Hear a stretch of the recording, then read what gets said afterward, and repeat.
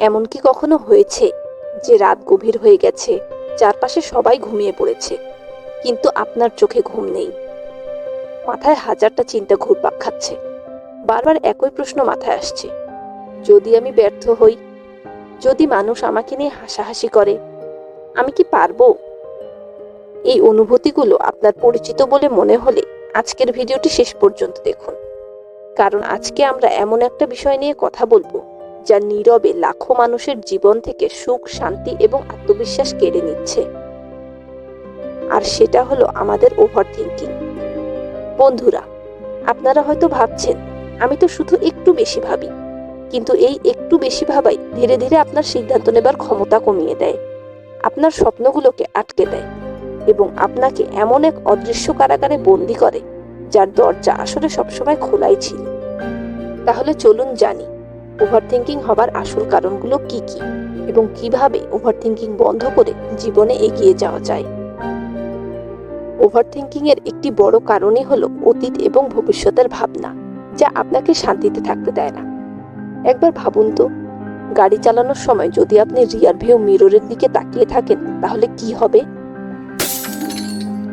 দুর্ঘটনা ঘটবে। আবার যদি অনেক দূরের রাস্তায় তাকিয়ে থাকেন, তাহলেও বিপদ হতে পারে। নিরাপদে চলতে হলে বর্তমান রাস্তার উপর নজর রেখে চলতে হবে। জীবনও ঠিক তেমনই। আপনি আপনার অতীতকে বদলাতে পারবেন না, ভবিষ্যৎকেও পুরোপুরি নিয়ন্ত্রণ করতে পারবেন না, কিন্তু এই মুহূর্তে কি করবেন সেটা পুরোপুরি আপনার হাতে।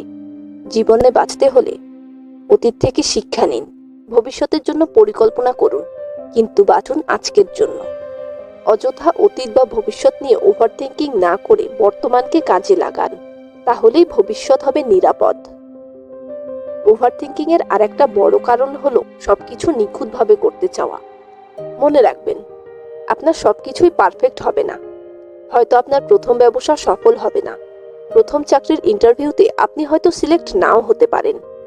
কিন্তু যদি আপনি সবসময় এসব বিষয় নিয়ে ওভারথিংকিং করেন, তাহলে আপনি নিজেই আপনার সামনে এগোবার পথ সংকীর্ণ করে ফেলছেন। আজকে যারা সফল হয়েছেন তারাও নিখুঁত ছিলেন না, তবে তারা ব্যর্থতা নিয়ে ওভারথিংকিং না করে কাজ করে গেছেন, সামনের দিকে এগিয়ে গেছেন। এজন্য সবকিছুকে পারফেক্ট করতে চাইবেন না। সবকিছুকে পারফেক্ট করতে চাইলে আপনার কাজ থেমে যাবে এবং ওভারথিংকিং বাড়বে। তাই পারফেকশনিজম না, কনসিস্টেন্সিকে গুরুত্ব দিন। অনেক সময় পৃথিবীর মানুষ আমাদের সম্পর্কে যত ভাবছে বলে আমরা মনে করি, বাস্তবে এরা হয়তো এর 1%ও আমাদের সম্পর্কে ভাবে না।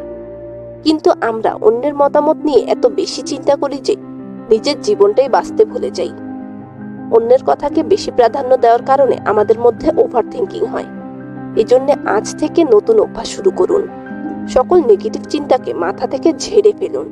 নিজেকে জিজ্ঞাসা করুন, আজকের যে বিষয় নিয়ে আমি এত চিন্তা করছি, সেটা কি 1 বছর পরেও এতটাই গুরুত্বপূর্ণ থাকবে? দেখবেন বেশিরভাগ ক্ষেত্রেই উত্তর হবে না। তাই ছোটখাটো বিষয় ভেবে নিজেকে ক্লান্ত করবেন না। তাছাড়া ওভারথিংকিং এর সবচেয়ে বড় শত্রুই হলো অ্যাকশন। এজন্য ওভারথিংকিং বন্ধ করতে কাজ শুরু করুন। কেননা আপনার স্বপ্নের জীবন অপেক্ষা করছে সেই মুহূর্তটির জন্য যেদিন আপনি ওভারথিংকিং ছেড়ে অ্যাকশন নেওয়া শুরু করবেন। ওভারথিংকিং করে কেউ আজ পর্যন্ত জীবনে উন্নতি করতে পারেনি। সুতরাং অহেতুক চিন্তা না করে নিজেকে বলুন, চেষ্টা না করলে শিখব কিভাবে। ভিডিওটি ভালো লাগলে লাইক দিতে ভুলবেন না। আর এরকম মোটিভেশনাল ভিডিও পেতে চ্যানেলকে সাবস্ক্রাইব করে বেল আইকনটি অন রাখুন। দেখা হবে পরবর্তী কোনো ভিডিওর মাধ্যমে। ততক্ষণ পর্যন্ত সুস্থ থাকবেন। ধন্যবাদ।